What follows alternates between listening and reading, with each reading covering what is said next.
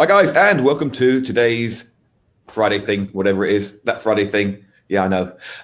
It's me, Mark, Lazarus. Call me Lazarus, straight off my deathbed, and Tim. So, Tim, how are you, mate? You're alive. Yeah, well, doesn't feel like it. Oh dear. Yeah, I'm not going to let Mark complain and moan and whinge about his back hurting so much on this. No, actually, as I just said to Tim, I think it was actually, in a way, it was a good thing because I couldn't go and make videos and I couldn't do this, I couldn't do that. So I had to think, okay, what can I do? Okay, I can write emails, I can write articles, I can document all my processes and write them out, so I can then turn them into guides for people to basically replicate my affiliate programs, sort of how I'm generating my. Then I found an extra $6,000 I'd made in affiliate income that I didn't even know I had. Because I've got old affiliate programs scattered everywhere. Yeah, me too. So because okay, let's see, we had this. Oh, hang on, that's paid me $6,000. I didn't know that. I spent the money, but I didn't even know I got it. It's interesting. Yeah, so I'm literally perched on the edge of a high stool at the moment. And go like, that's it. That's my complete. Ow, shit. Ow. And it hurts when I laugh as well. Oh, don't make me laugh. Dear. Right. This is going to go well if we can't make you laugh. Yeah. So come on then. Friday thing. I've got a couple of things on my list, and this is actually I pick up a fair amount of news to do with Facebook and Facebook ads and Google ads and affiliate marketing and stuff like that. Pick it up from various groups that I'm in and a couple of emails that I get. And the one thing that people might not have picked up on is the campaign budget optimizer.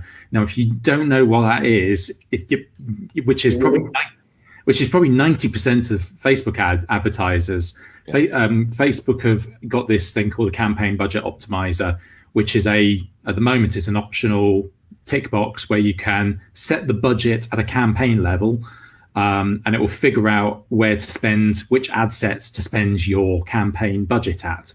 So if you put £10 on a campaign and you've got 20 ad sets, it will figure out which ones of those ad sets should get the money. So it's kind of like Google's kind of optimization tools for like when you set up your Google campaign. So similar kind of thing. Big news is come September this year, campaign budget optimizer will be like the de facto default, you cannot skip it kind of way of doing things with Facebook ads. So if you're like me, where I've got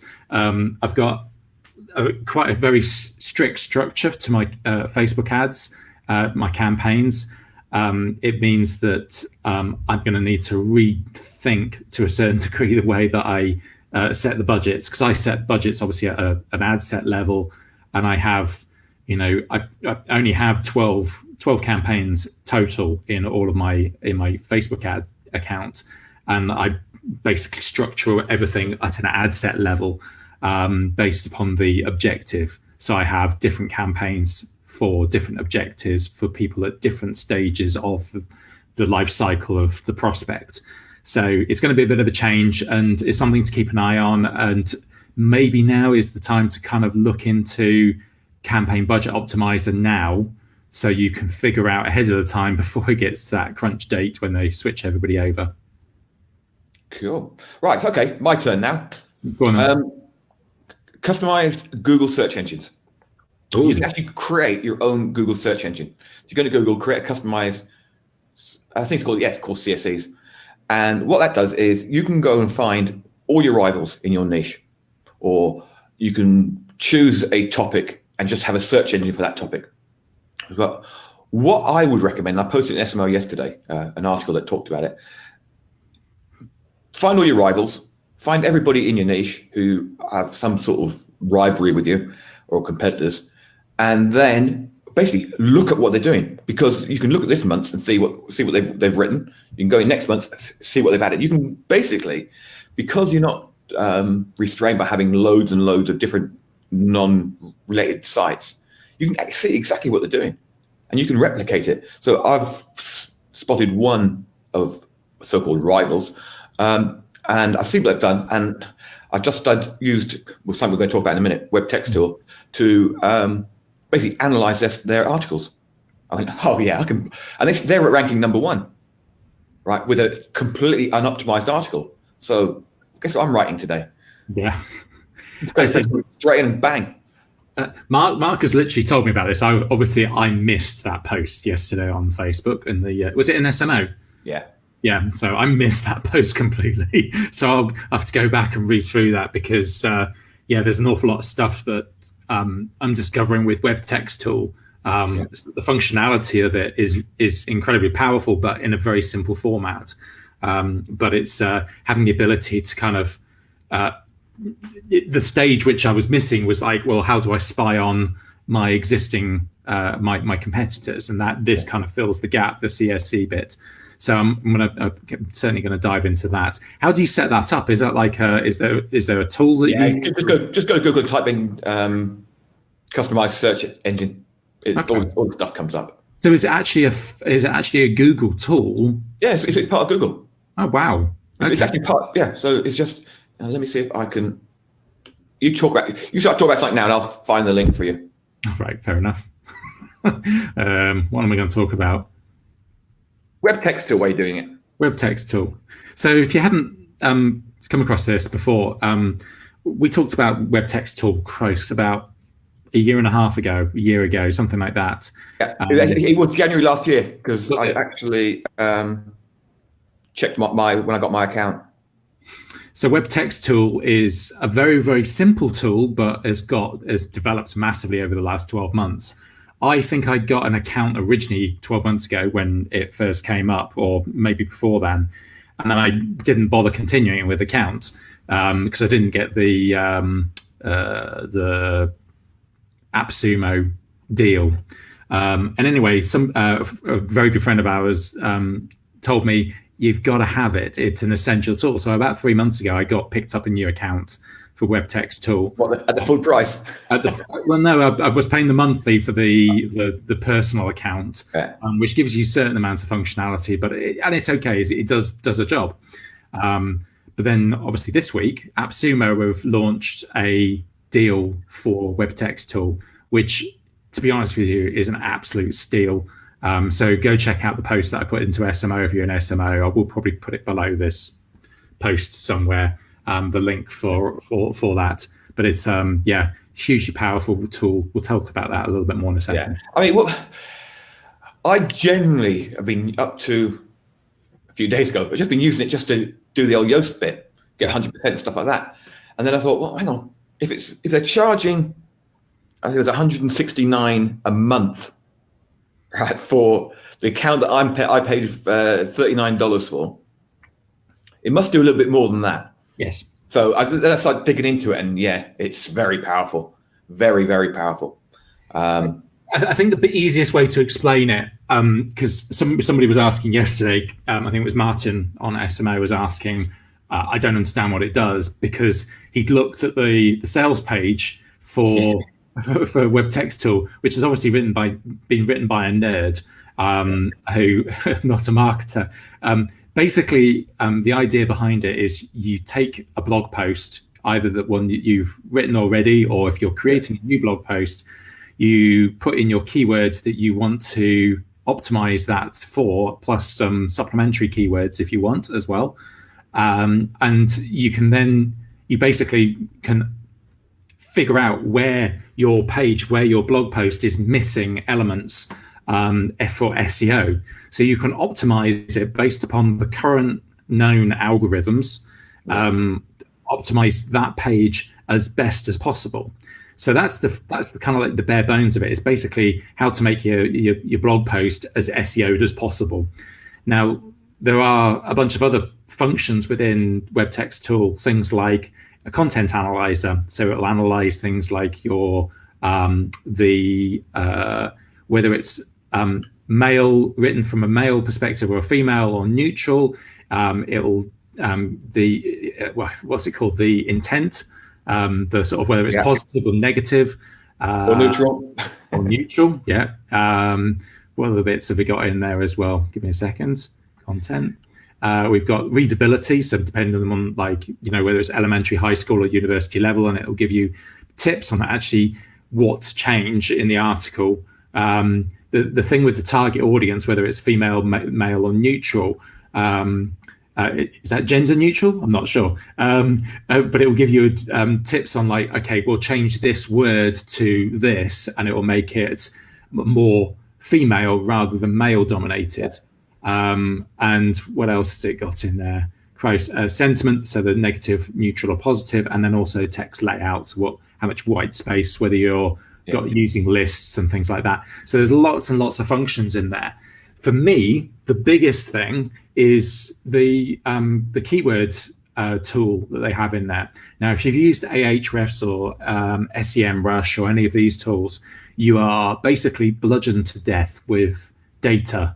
You get so much data, it becomes impossible to really understand. And for me, even as a nerd myself, I get a little bit lost in the morass of data.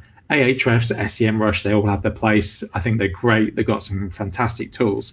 However, the keyword analysis tool within Webtexttool is actually as powerful as most people actually need. So you put in a keyword and it'll tell you, it'll rank it. It'll basically say whether it's based upon the volume of traffic that it gets for your language country's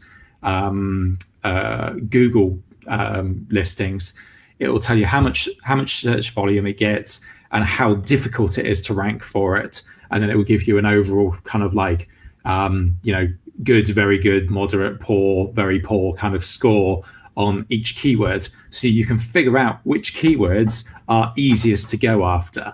You can figure out, okay, well, I don't want to use the keyword that I entered, but I've seen another one which might be slightly longer tail, which will be much, much easier to rank for. So that's, for me, the keyword suggestion tool is probably one of the most powerful elements of it. But you can also put in things like your competition as well and figure out what your competition are doing. Was that you volunteered to do a video on how you use it? I might do. I've got right. Actually, you got that Google CSE link there, yeah? Yeah. Right. So I'm going to show people something. I saw this for the first time yesterday. Right. So I did a search for ConvertBox, and this was at the top of it. Right. It's obviously brand new because there's nothing for the last 90 days. Yeah. For the previous 90 days, but that is major. I've never seen it before. But it gives me how my site is performing in the search engine. Wow. Yeah, shocking, eh? Let me get rid of the banner. Yeah, please. And it gives you tips on how to improve it. Wow. Okay. Yeah, exactly. So you obviously didn't see me post that yesterday either. No. No, I was kind of a bit sort of distracted with rewriting articles. I've got nothing else to do but post stuff. But yeah, so I mean, that is really powerful. So what I did after this, I saw this, I went into the site and I checked the SEO on it, and I ended up getting up to 100% SEO and 100% content. Beforehand, it was something like 30 and 45 or something like that. I can't remember what it was. Yeah. So we'll see how that goes. I've not seen it since. I only saw it the one time I did it. But yeah, so they're obviously trying to work on something.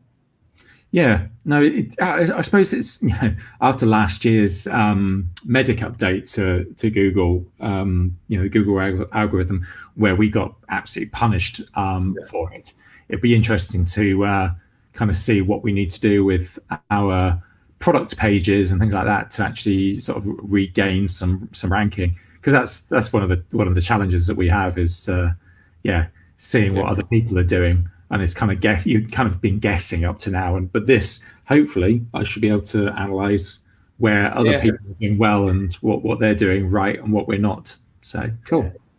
Oh, we got some comments. There we go.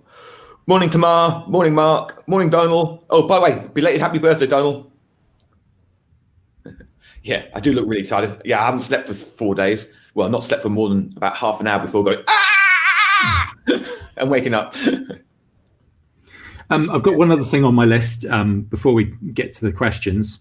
Unless not any questions, so keep spread it out a bit. Oh, right, okay. So nobody's asked any questions. Come on, ask some questions. So there's one other thing I've got on my list of things, which is again, it's going back to Facebook. That whole idea of why are you seeing this ad? So you can click on if you see an ad and you're going, well, why am I seeing that? You can actually click on the dots and you can figure out roughly, why are you seeing something? Well, this feature is actually going to be developed and advanced within Facebook to hand back control to the end user to understand how their data is being used. Now, if you have uploaded your customer list or your email list, your subscriber list to Facebook, and you are retargeting them through a particular advert, in the future, and I'm not sure when this is going to be actually installed and created and whatever, but apparently this is what Facebook is saying, is they're actually going to now start showing why somebody is, specific reasons why somebody is seeing a particular ad. So say, for example, you've uploaded your email list or customer list. It will say this company has used your data, your email address or your phone number to target you with this particular advert.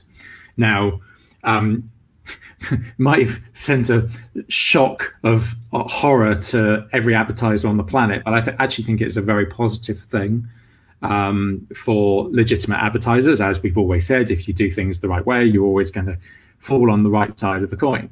However, if you've ever bought a list or you've borrowed a list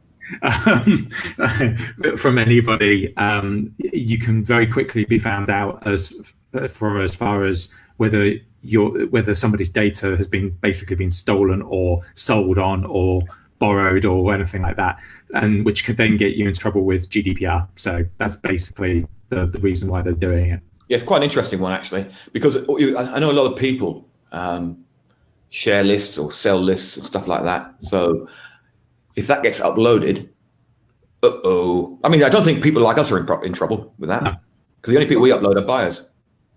Yep, I only upload buyers. I have, and then create lookalike audiences based upon that.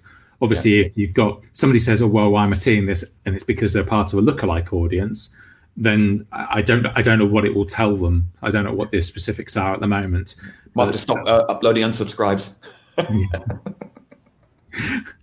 Well, that's the thing, isn't it? It's like, well, you're going, okay, so, and that's actually quite a positive thing to do, is to upload the unsubscribes or upload your lowest performing customers, your refunders and things like that, because ultimately you're negating them. That's what you should be doing, is you should be negating those people from seeing your adverts again. It will save you money.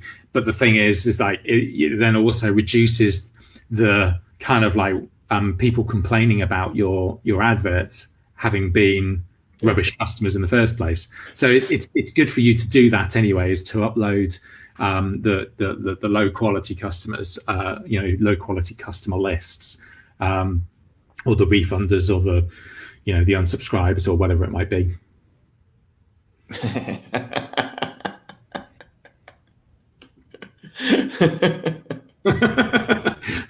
Well, I've not heard anything for a week, so it's only been 3 months trying, so we'll see what happens.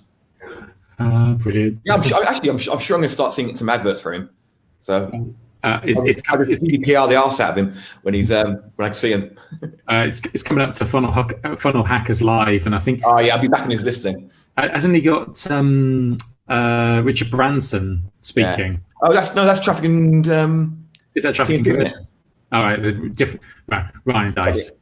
But have you actually? This is something I've noticed. Have you noticed how many big live events are happening this year in the United States? It is interesting. Obviously, things like Funnel Hackers Live, I think it's the third year, isn't it? Traffic conversions is now the de facto kind of internet marketing event. And I thought I was listening to a podcast with Roland Fraser, the guy that is the guy behind Ryan Dice and Perry Belcher, and he was talking about how they've developed the traffic and conversions from the early days when I went along in Christ 7 years ago now, to which was I think there was about I think there was 600, 700 people when I went. Now we're talking 8,000 people. Yeah, I know. Like the revenue that they're pulling in from their sponsors is obscene. You're talking millions that bring in just from their sponsors. So, it's a major event. I'm not sure whether it's, I got a huge amount from going to that event 7 years ago. It was planted the seeds for what is now Lean Greens. I'm not sure whether it's still worthwhile going when there's seven. Honestly, I couldn't see the point in going to something that's got 7,000 or 8,000 people, or even actually a couple of hundred people, because they're then trying to target the wider audience. Okay? They're trying to make everybody feel like they had a good time and everybody feel that they learned something. Whereas when you do the smaller ones like we do, like 20 or 30 people, we can turn around and go, okay, what's your problem? This is how you fix it, like we did in Manchester last year. Yeah. And once it gets to a certain size, and I'm not sure, probably about 50 is probably the maximum, you can have a really good impact on people, I think. Even the events that Sam and I went to last year, the Brand Builders Summit, I think there was 400, 500 people there, something like that, maybe more. But it was, I think there was probably about 30%, 40% of the people that were speaking I didn't bother listening to. Because, as you say, they're trying to kind of cover too broad a thing. And it's like, well, whilst I might get something from it, it might be like, it's not worth my while sat there, like blowing my brains out, being jet lagged from being on the other side of the planet. Listen to somebody talk about how to set up a Facebook ad for the first time kind of thing. Whereas, it's interesting seeing, okay, what things I actually did listen to and enjoyed a huge amount. So here we go. What about your live event in Manchester? Yeah, exactly. Actually, we'll talk about this in a minute. So I think certain events are interesting and worthwhile going to. I was thinking about, there was an event called Capitalism Conference, which is Ryan Moran, and it was Ryan Moran's event I went to last year.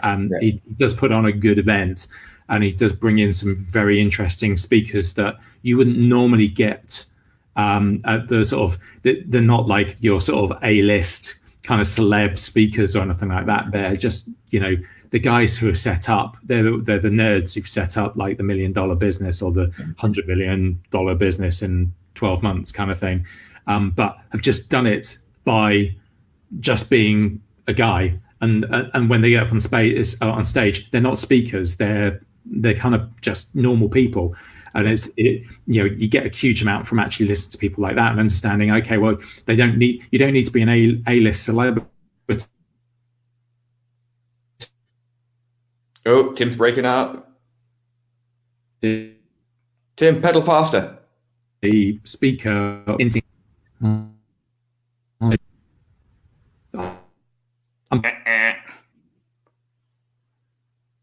I back? You're coming back. Oh, I'm glad it froze on that one. Dear. No, it's not me. My internet's fine, mate. Yeah, fine here. Oh, okay. You're back now. Cool. So there's some events are worthwhile going to for different reasons, but yeah, for me, I'm a big fan of like small events, something like up to 50, maybe a maximum of 100 people, because you get even I've been to meetups in London for Amazon stuff, and they've had 200 people in the room, and it's just been it really. I'm actually checking our list for Manchester while you're talking there. I didn't tell you, I've been invited to talk at an event this year. Really? And why not? And you haven't? No. I wouldn't mind with your mate as well, your ex-partner. Well, Paul. It is in Marbella. Oh, gee whiz. Well, yeah. Yeah. It'll be all the butch men with lots of testosterone. Be testosterone dripping off the walls. I know. I'll be really in place there, won't I? I'll be go around licking the walls. Maybe I'll catch Butch. Where are we? Minimalist Marketing 2019. We've got 20 people on the list, mate. Oh, that's not bad. So I suppose the reason why Mark would come across to Manchester is to come and see his daughter. So you know. Yeah, I mean, I'll go if we can do an event in Edinburgh, we can do an event in Edinburgh, right? But this is what we were thinking. Our thoughts were, let's do an event for 30 people. Okay. Now, last year we had about 35 people on the list, and we had about 20 people turn up. Right. So with 20 people on the list, it means we're going to have about 10 people. Now, we don't mind doing it for that, but that means to cover our costs, we'd have to charge something like $297, $397, which we don't particularly want to do. I mean, we'd much rather have 30 people there, 2 days, or one day at 197, or 2 days at 247, or whatever, which then makes it. I mean, just means we're not that much out of pocket. Yeah, exactly. We pretty much broke even on the last one. Once we paid for everything, it was like, oh shit. Oh okay. Yeah. Okay. You have a burger, but you can't have the big burger. What, the big cock? Yeah. He actually had a burger called the Big Cock. Yeah, I think there's a photograph somewhere. Yeah. However, I mean, I want to do an event. Yeah. No, I think it'd be fun. I think I think there's a huge amount more than we can talk about compared to what we did last year. There's a whole bunch of new strategies. I think that's the wrong way of describing it, but just a new approach to the way that we're running our businesses this year compared to last year. Yeah, totally different. Which I think is interesting for everybody. And also people like some of our potential guests, let's put it that way, would be interested in coming as well. So, which would make it amazing. Yeah. So I'll probably do an email next week. Then we'll say, look, this is it. I mean, if we can get 25 people to commit to it, we'll do it. We might do it. Might not do it in Manchester. Might do it in Edinburgh or whatever. I think the only day I can't do it is sometime in May. Fair enough. But that's about it. So I don't mind doing another one. Yeah, no, I'm about Southeast Asia. Yeah, definitely. If the one person who's going to turn up wants to pay us like $4,000 each, we'll definitely do it. Yeah, we could do one of those retreats in Southeast Asia, the tropical MBA type thing. I did a retreat. This is a long time ago now, probably about 10 years ago. My God, I went to Phuket for a 10-day. It wasn't a retreat; it was a product creation boot camp type thing. Yeah, I remember those. It was with my very first business mentor, Dax Moy, and it was a fantastic experience. Basically, I think there was 7 of us. I think 7 or 8 of us stuffed into a villa, a really nice villa with chef and all that kind of stuff. Great experience. I think I managed to finish the product that I created, and I finished it 2 days after the end of the boot camp type thing, because I spent a few extra days in Phuket. But yeah, they're great fun to go and do. But they kind of blow your brains out a little bit because you just focus 100% for 10 days on these things, and it's a bit brain melting. He's just that big. Yeah, I'm just a big guy. Should I just I can move back, but I know I need to shout. I mean, what we the flights from UK to here in Spain are 20. Well, we could actually do it here. Yeah, all depends on Brexit, doesn't it? Yeah, it's true. Yeah. I mean, we've got loads of places here we can do it. Yep. It's no brainer, because then our costs are minimal. Yeah, absolutely. No, and you get a great holiday, and you get to get pissed at me every night. Just ask Michael Gray. dear. No, but yeah, I mean that's one option. Yeah. I think that's probably the question to ask people is like, we can do it in Manchester. Probably ends up being cheaper if we did it in Marbella. It's in terms of cost to travel and accommodation and everything. And actually, cost of living. Yeah. The actual cost of eating out and stuff like that. Dirt cheap here. We can have fresh fish on the beach. Yeah. They bring the fish out to sea and cook it there in front of you. But I think that was the challenge which we had with Manchester and why we ended up making no money from it last year. Because it was Manchester and it cost a freaking fortune. And I think it was a Manchester derby or a northwest derby the next day or something daft. Yeah. Yeah. Oh well. No Jose Mourinho though. He's left. Oh. Imagine sharing a hotel with Jose for the weekend. Yeah, and then Rachel can come along. Can't you, Rachel? Hey. Rachel's on the front of one of the newspapers down here yesterday. Oh dear. Was it the mug shot? Yeah. No, they haven't caught it yet though. Dear. Anyway, I think that's enough for a random Friday thing. Yeah, I'm going back to bed. Yeah, I'll let Mark. Well, if I can actually get off this stool, I am. You think I'm joking? I'm absolutely serious. I'm pretty much locked in place at the moment. Oh dear. Never mind. Anyway, well, hopefully you're feeling better. Anyway. Yeah, I can feel it starting to get better now. I've got this, apart from the 600 milligrams Nurofen tablets you can buy over here. Bang! I think the maximum UK is 200, isn't it? It is 200, yeah. Yeah, so over here you can actually get 1,200 milligram ones as well. Blooming hell. So I got the 600 Nurofen and I'm floating on clouds, mate. Cool. Right. That's it. Yeah, let's get discussion going. SMO first off. Yeah. And then we'll break it out to our other groups and we'll email the list and say, look, this is the options. We can probably do it cheaper. A relatively decent amount. We do it down here. Yeah. What did that place cost that you and Paul did? Oh, I don't know. Paul paid for that. I don't think that's going to be that much. And that was okay, wasn't it? That was a reasonable, a decent enough venue. A touch weird, but decent enough venue. So you got that hotel in Marbella that you used? That was really good, actually. They were good, yeah. And that's like you literally just cross the road from Porto Banús. Yeah. So cool. We'll have a look at it and see what we can do. Yeah. Cool. We'll see you next week. Yeah. See you later, mate. Bye. Bye, guys.